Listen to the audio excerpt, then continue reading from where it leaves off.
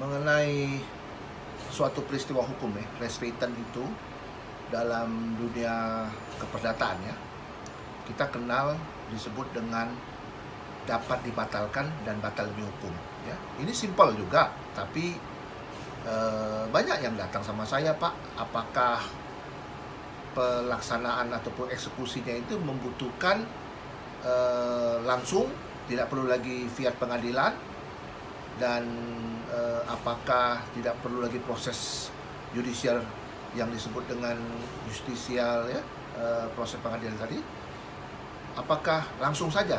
Nah, ini yang pertanyaan harus dijawab ya. Tapi sebelum saya jawab itu, saya akan berbicara masalah apa itu yang dapat dibatalkan dan batal demi hukum ya.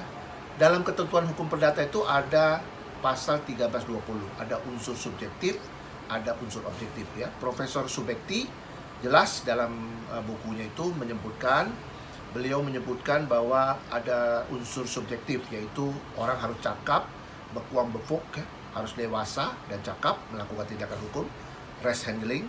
Yang kedua yang disebut dengan unsur objektif, yaitu di dalam bukunya Profesor Subekti itu mengatakan bahwa objeknya itu harus tertentu ya. Dan yang kedua, yang keempat ya, jadi 1, 2, 3, 4, yang ketiga tadi, yang keempat sekarang itu harus dalam kausa yang halal, jadi barang tersebut tidak boleh dari hasil kejahatan.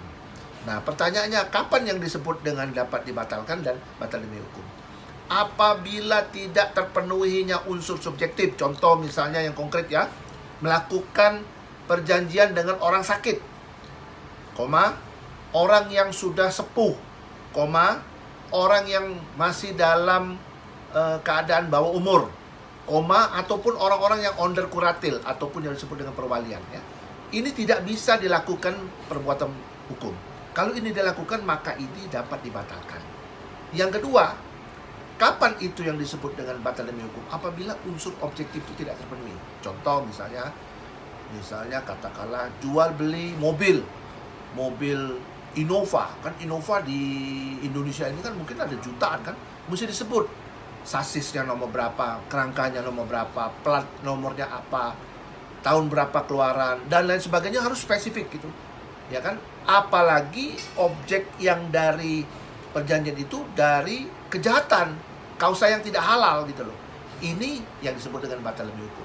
Pertanyaannya, dapat dibatalkan dan batal demi hukum itu apakah bisa langsung? Oh tidak, harus tetap melalui mekanisme namanya proses peradilan ya, yang disebut dengan membatalkan perjanjian, baik itu nantinya keputusan batal demi hukum maupun dapat dibatalkan tadi, tetap memerlukan keputusan hakim.